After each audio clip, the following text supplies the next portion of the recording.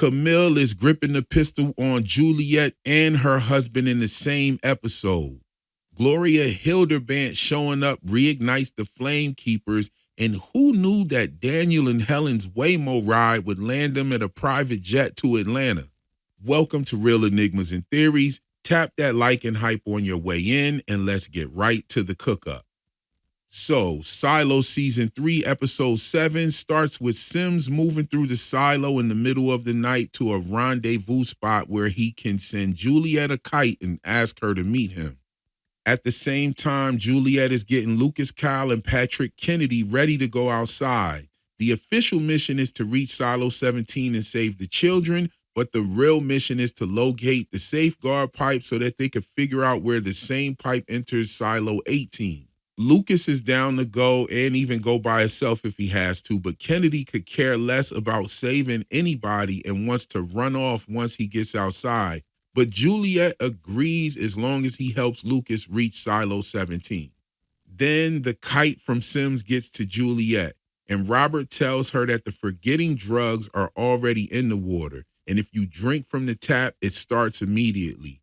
Whatever chess move Juliet is trying to make has to happen now, and he tells her that he's being followed, so this has to be the last time they have contact. I like this little moment between these two because look how far they have come. In the season 1 finale, Sims was trying to drop that big ass metal weight thing down the trash chute, tried to kill Juliet, and now they're hiding in the dark telling each other to be safe. I mean, she probably doesn't even remember him trying to kill her and flatten her like that, but he damn sure made sure she remembered holding his family hostage. He ain't tell her about how he dropped that big ass air conditioner thing down the trash chute though. But we cool now. But while Juliet was gone, Danny, Sandy, and Kathleen Billings show up to see Kennedy. And am I tripping, or is there a little flame energy between Kathleen and Kennedy? He says that he's going outside, and that shit hit different for her than it hit for anybody else. I mean, Billings barely goes home anymore. He's throwing himself into that investigation. But who's watching the damn baby? I mean, she's in the middle of the night sneaking around to see Kennedy. I don't know what's going on. Let me get out these folks' business. This shit turning into the Young and the Restless. We might as well call her Kathleen Kennedy. She makes you think of Kathleen Kit Kennedy, you know, JFK's sister that died in that plane crash. You know, JFK had 2 siblings that died in the plane crash, and then his son died in the plane crash as well. Then you got the whole angle with Charlotte surviving a plane crash, and she's also the sister of the politician. I don't know. It's just kind of funny little echo right there. Anyway, Juliet comes back and tells them that they have to leave immediately. Martha hooks up the radios and Kyle and Kennedy with the code name so that they can stay communicated underneath Silo 1's surveillance. So there goes that hidden language vibe again, like when Stephen Price was using the chess move. Now Martha's using the radio names and whatnot. But then you get Lucas and Kennedy. They go outside looking like 2 house cats that slipped out the front door for the first time. I mean, Lucas spent his whole life looking at the stars through that cafeteria screen, but now he gets to finally see the real sky. And he appears to be looking towards the bright central region of the Milky Way around Sagittarius and Scorpius. And from Georgia, that view is the strongest on dark summer nights around July and August, right around this time of year. And that's pretty dope considering that this episode pretty much confirms that the silos are in Georgia. And it's like a little nice environmental receipt stacked with the Cartersville, the Bulldogs, the Peaches, the Georgia Relic, and everything else that we've been tracking. The man who secretly studied the stars becomes one of the first people in Silo 18 to actually stand underneath them and look up at them. You know what I'm saying? So they reach Silo 17, bodies everywhere, and Kennedy starts hearing the buzzing sound. They radio Martha, but then when Martha listens back, she hears the gunshots. All of them listening heard the gunshots, and it sounded to me like some armed drones or some type of automatic defense system. And while all of that was going on, the voice had summoned Camille and tells her that both men have been eliminated or neutralized. Now, the voice asked Camille that since she had seen Juliet's unedited cleaning video, What did she put together by seeing all of those bodies outside of Silo 17? And Camille concludes that Silo 17 temporarily stopped the safeguard, but everybody eventually died outside anyway. And I took that scene as the voice teaching Camille how it wants her to interpret the evidence. Camille goes straight back to Juliet's place with a pistol on her back, and Juliet's strapped too. And Camille lies and says that Kyle and Kennedy died from a suit malfunction, but Juliet immediately claps back and lets her know that they were shot at, that they know that they were shot at. I mean, the lines and the scenes that they use right before they go into the intro credits are dope. Remember the one where Sims comes out the void and is like, how the fuck you think? So like the way they build up before we get to the intro credits has been dope every time around. I'm definitely enjoying that intensity, and I think the editing is dope. Later, everybody is trying to figure out a way to cap the safeguard, and Teddy proposes blowing up through the judicial wall and with the leftover gunpowder that they have. But the problem is that the blast could kill thousands or cause a chain reaction that causes a bunch of people to get poisoned and die anyway. There was this one part that stood out to me where Shirley says it's better than 10,000 people, and Juliet gives her this side eye looking like, did you hear what the hell you just said? Like, yo, that was crazy. But Teddy suggests that they come for a vote, and Bernard points out that the silo already voted when they made Juliet the mayor, meaning that this decision belongs to her. And Juliet refuses to sacrifice thousands of people and tells them to figure out another way. And she pretty much bounces after that. Not that she asked for that type of responsibility to begin with, but she's definitely feeling the type of decision making that Bernard and Camille have been having to do for these last 3 seasons. Then Knox, he starts digging into the mystery around his father. He goes down to Mark, and Mark admits that Knox's father didn't actually die in a tunnel collapse. Somebody else died, and Knox's father took that man's identity in exchange for designing something for Harwood. Hey, yo, the Orla Kent side plot just keeps getting better and better. The missing woman becomes a murder. The murder becomes the stolen critical supplies. Then you got the secret passages. And now you got Knox's father with fake identities and some unknown thing that he's been designing for Harwood. That plot thread started off small with Orla Kent, and it's actually been branching off to so many different dope storylines inside of the silo. I think the inside of the silo is kind of better than the before time scenes. You let me know in the comment, which one are you enjoying most? The before time scenes or the stuff that we see going on in the silo? I think they're all one and the same. However, I do think the stuff in the silo is a little bit edging the before time stuff. You let me know in the comments what you think. So then we have Bernard summons Regina about something called the Mission Diary, and Regina brings back Gloria Hildebrandt into the story. Juliet doesn't even remember Gloria or the Flamekeeper, so Bernard has to explain who she is. And this is why I've been talking about the new Flamekeepers, and now it actually becomes literal. We have the original Flamekeeper sitting in the room with the people who I've been calling the new Flamekeepers. One thing I noticed real quick, when Juliet was walking up to the place, the camera angle kind of suggests that she was being followed or somebody was watching her. And if that's the case, then they had to have seen Bernard, because his ass was standing right outside in plain sight for whatever reason. Bernard, what are you doing? You are not supposed to be seen out here, man. You got half your beard. Go sit your ass down somewhere.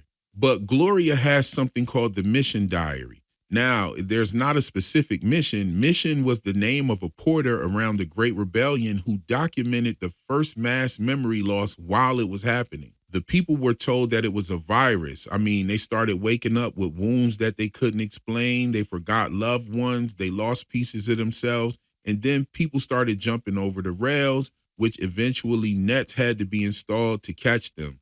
Bernard tells Juliet around 2,000 people died during that reset. So now her choice is ugly either way. Blow up the wall and it might kill people, or just let them put the forgetting drugs in the water and people are going to start dying anyway. Now, that mission diary connects perfectly to Robert Sims in the journal that Apple just dropped. Mission writes the story about the memories being erased, and Robert writes generations later about trying to reconstruct the history that was erased. One's documenting the forgetting aspect of things, and the other investigates everybody who survived it. But there's something that I really couldn't stop scratching my head. S. Granger says that the Robert Sims journal becomes the only known written account of Silo history. But right now, we know that the mission diary exists too. So that means something happens to this diary between the events that we're watching now and S. Granger's time. Either it gets destroyed, lost, hidden, or like somebody takes it, or Granger just doesn't know it survived. Either way you slice it, we have been told about two different written records of Silo history, but S. Granger does seem to come after Juliet and everybody if Sims is being entered into their relics. So what happened to the mission diary in S. Granger's time period? And that's important because we learned that S. Granger is one of the flame keepers. Now, S. Granger, who is S. Granger? Could that be Sandy? I don't know anybody else's name that would start with an S and their last name is Granger. And we don't even know Sandy's name. So who could that be? Could it be Sandy? I don't know. Let me know in the comments what you think. And if you're not familiar with who S. Granger is, go click on this video right here to go listen to me read Sims' journal, and you'll find out who S. Granger is. So Billings and Hank go to question Ed Harwood about Orla Kent, and Harwood tells them about a man who entertained children by making an egg disappear and reappear, and that he called it magic. Now, there's that magic word again. We've been talking about that. But Judicial classifies magic itself as a theoretical relic. A theoretical fucking relic. But him using the word magic connects directly to something that I've been tracking on the show. Juliet says Jesus, Robert says magic, and Bernard had to explain what good luck meant to Walker. Now we learn that the idea can be classified as a relic itself and not an object, but just a concept. If you think about a religion or magic or any of that, that can be called a theoretical relic, and you can be sent to the mines for that. This means that the silo controls what you think as well. Imagine being sent to the mines because you made an egg disappear. But there goes that egg symbolism that I'm talking about in Hollywood all the time. Harwood also confirms that the mines are basically where Judicial sends people that they want to disappear. And once again, Billings gets no respect as sheriff. Harwood straight up tells him he doesn't respect him as the sheriff. He said that he respected Juliet because she was from mechanical and she had dirt under her nails, but he didn't respect her as sheriff. I ain't even gonna play with y'all. I had to stop the edit just to say this right here. If Harwood respected Juliet because she had some dirt up under her nails, then he must respect the fuck out of Martha Walker because she definitely got some dirt up under them nails. She got some dirt and some more shit up under them nails for sure. Carry on.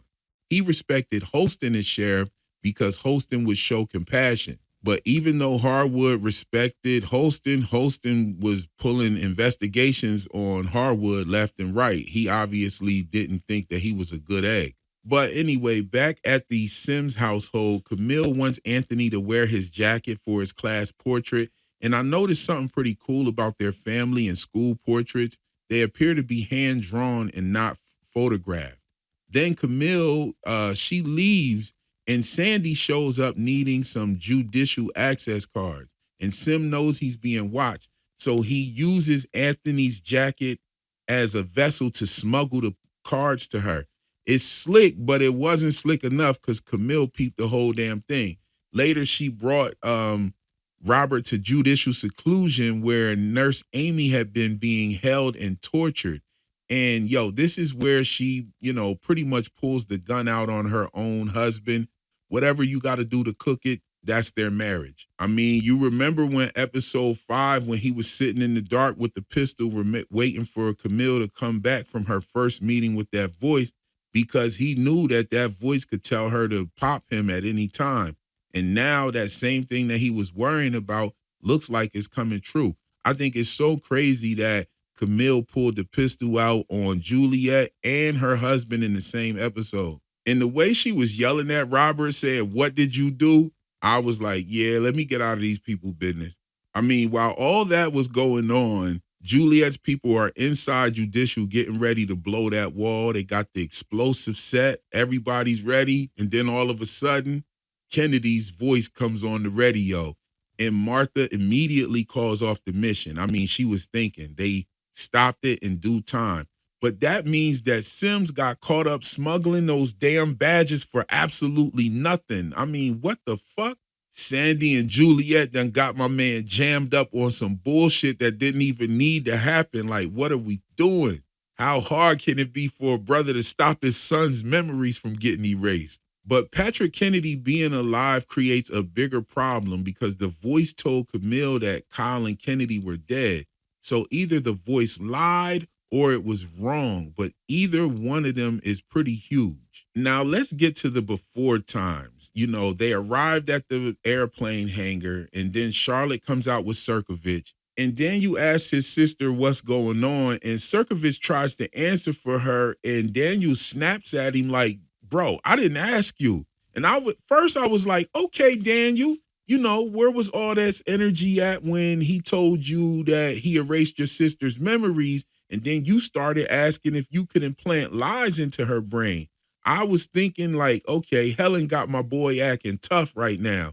But then I said, is he putting on a front for Helen? Because bro was down with the memory erasure and even planting lies. So what is this right here? So Anna Thurman makes Daniel and Helen sign government NDAs. Per Stinson introduces himself and he starts throwing money around. And they sign because Daniel wants the answers and Charlotte wants to know the truth as well. Then everybody hops on a private jet and Charlotte started explaining what the memory editing feels like to her brother. She can remember events, but she said it feels like it happened to somebody else. And that kind of reminds us what we saw happening with Juliet. Remember, she told Shirley that in her body, it feels like she would protect her, even though she doesn't really know who she is. But Charlotte is pretty much describing like the opposite side of that, that she remembers the thing, but it feels like it was happening to somebody else. Then we got a scene with Helen talking to Thurman's mystery man fixer there. And we still don't get his name, but we do know that he spent 20 years in the military intelligence. And then he started his own firm, which was successful until he fucked it up. And then he joined Thurman working on her first campaign and became her driver. He also knew everything Daniel and Helen said inside of the remote control van. So the van was not just being, controlled. It was being monitored as well. And that keeps me wondering how much the vault voice can hear outside of those cameras. Then you got Serkovich finally explaining the forbidden drugs and where they came from. And he explains that he created them as a treatment for himself about 30 years ago because he caused the death of his daughter, and he wanted to erase that grief. So he learned that the treatment could also be selective, and they could keep what they choose to keep and lose what they wanted to lose. Then you have the biggest reveal, I think, of this episode is Atlanta, Georgia. And I knew it. You had the Cartersville, UGA, the Bulldogs, the Peaches, the Georgia Relic, all of it pointed there.